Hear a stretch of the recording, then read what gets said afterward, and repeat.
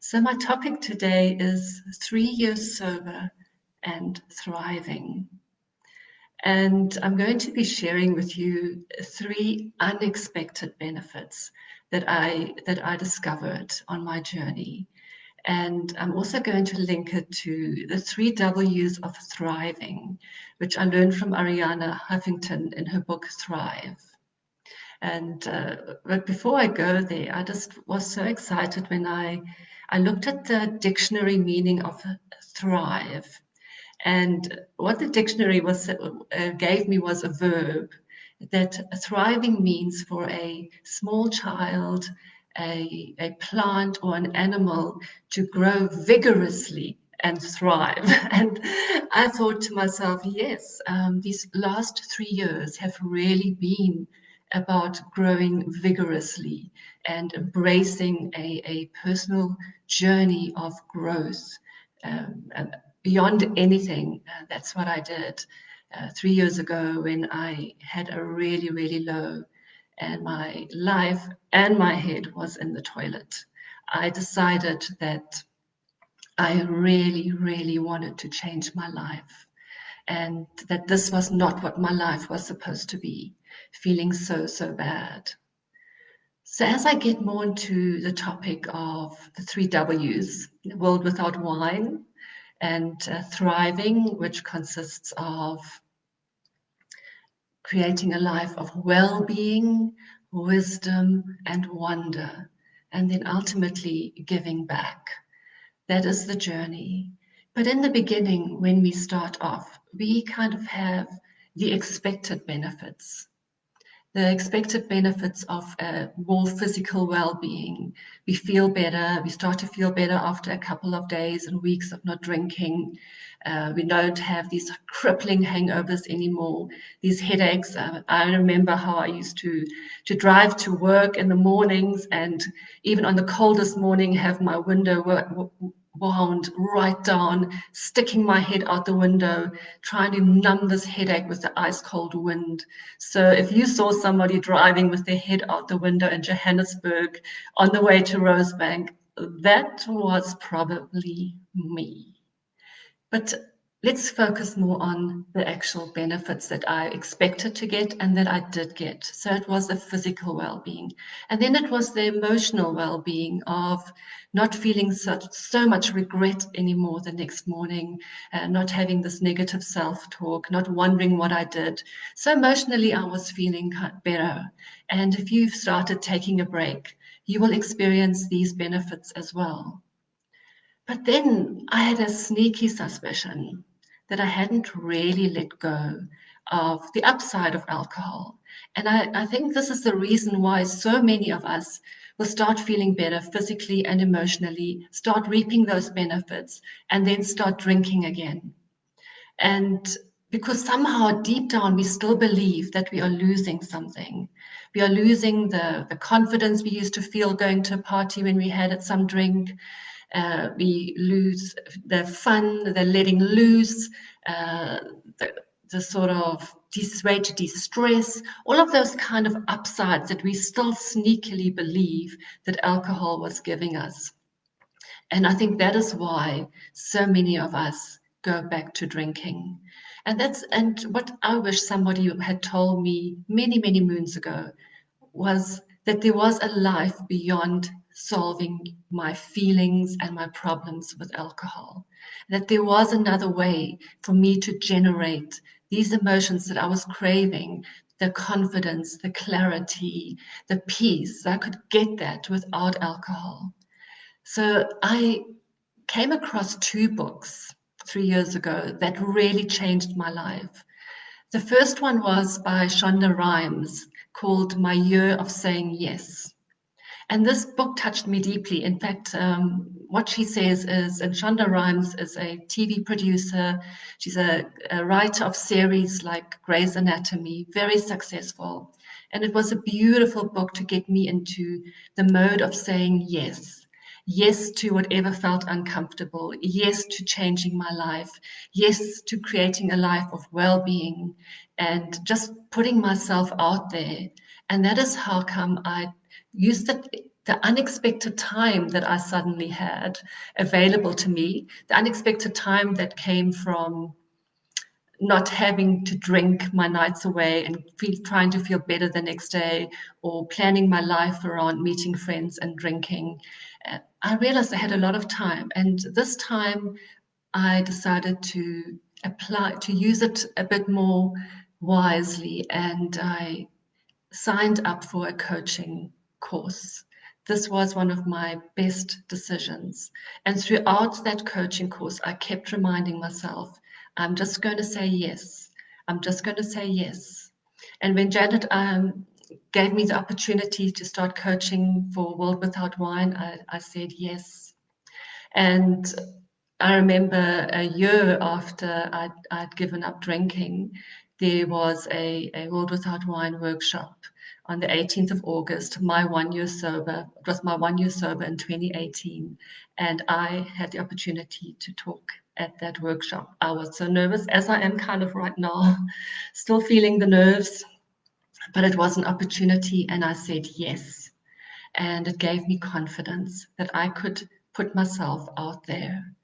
And I came across a second book called Thrive by Ariana Huffington. And she really talks there about using our time, that we all value our time, and we have so little of it, and we don't have that much time if we think about it. We're all going to die. So how are we going to use our time and create meaning and purpose and well-being in our life? And I really, really set about creating a life of well-being. And one of the things that I discovered was that modern science, neuroscience, is really proving some of the wisdom of the old masters, like the benefits of meditation. I learned to meditate. Every morning now I meditate. I learn to journal, to get my thoughts out there.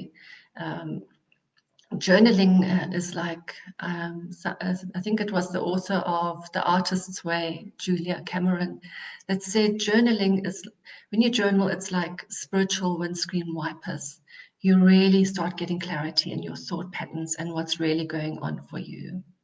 So, my second unexpected benefit was learning how to solve my feelings and my problems by going deep within and trusting my own inner wisdom, getting quiet, slowing down, embracing the difficulty, the hard, understanding that feelings are just sensations, they are guides, they are teachers. And I learned to really, really sit with my feelings. Whereas before I used to drink them away, now I was sitting with them. And I came across a beautiful, very, very life changing coaching tool called the Think, Feel, Act cycle, and how to use it. And one of the best ways to use it is to become the observer, to become the scientist in your life. So you put on the scientist hat and you observe your thoughts. You write them all down. You do a thought download. Whenever you're feeling any kind of discomfort or you're feeling low, find a way to just get those thoughts out, and then you'll see how these thoughts and which thought it is that's really causing this feeling of anxiety or unease. And then working with the thought, and what I found, it wasn't just about reframing or changing the thought. It was just recognizing it. It's almost like recognizing our shadow side. I often talk about that. Our shame thoughts, our guilt thoughts, our crippling beliefs that we're just not good enough. But when we can see them and we can have compassion for those thoughts and embrace them with love and say, I understand, but I am more than that. I can do this. I am gaining confidence. I am gaining clarity. So, really, the second unexpected benefit was learning how to solve my own problems. And I often found this within myself, and I'm still guilty of that, that I often don't really write down and journal enough about my thoughts and really, like a scientist, gather the data. So often I think I can just solve these things in my head, and it's not actually how it works. and you have to do the work. And we often talk about the work. The work is really getting very clear. What do I want? What am I feeling? What kind of results do I want to create? What does a life of well-being look like for me? And choosing to go and within to find the answers.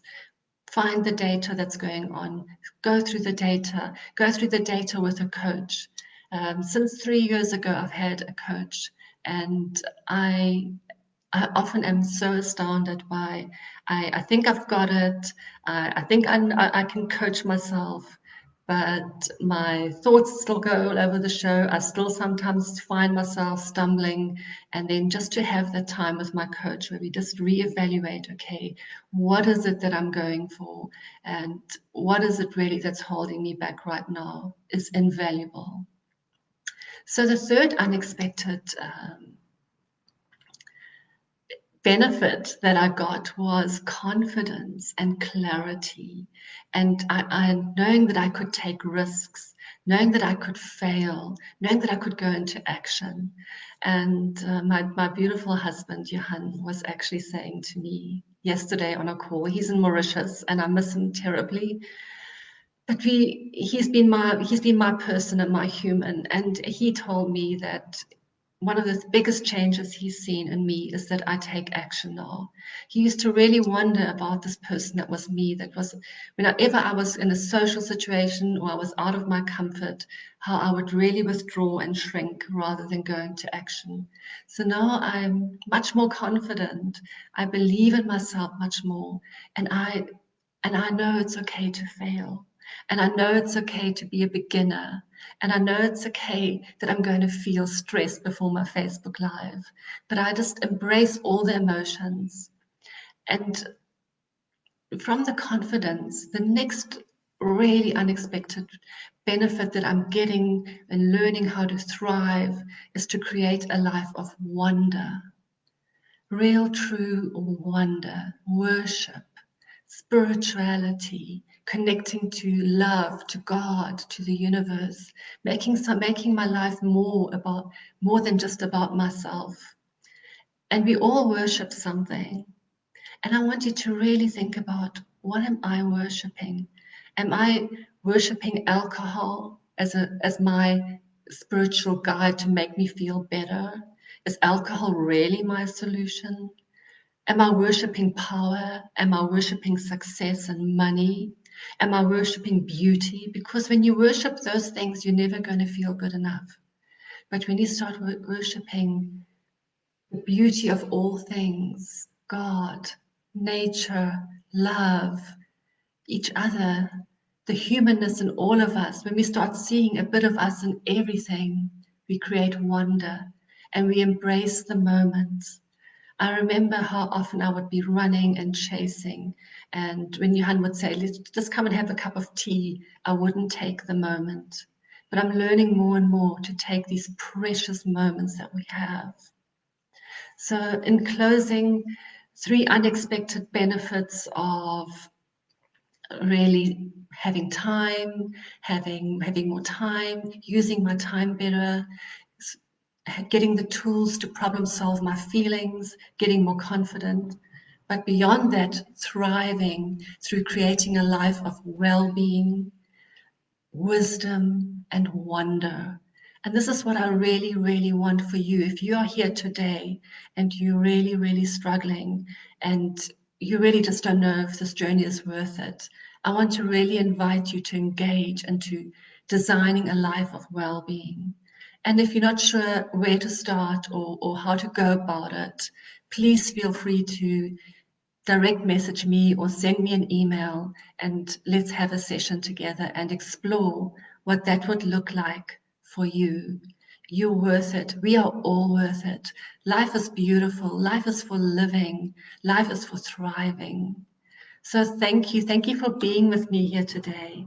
And it's so good to see Johan here, my man. Thank you for joining me all the way from Mauritius. You found the link. Hi, Sandy. So good to see you here. And Janet, for always trusting me and for showing me the way. Thank you. And Pumi and Chantel. I really, really, yeah, journaling is amazing. Feelings are messages from the soul of changes you need to make so you don't drown them out with booze. I love that. I love that. It's so true. And Diane, yeah, what a great topic. Thank you. Thank you. And I'm looking forward to seeing you all at the Zoom cafe later today. And loving to see you here, Mpumi. Thank you for the affirmation. Thank you all for being here, for the support, for being with me on this journey, for being my humans, for being my tribe. I love you, I believe in you, and I know together we can change the world. Thank you. Bye.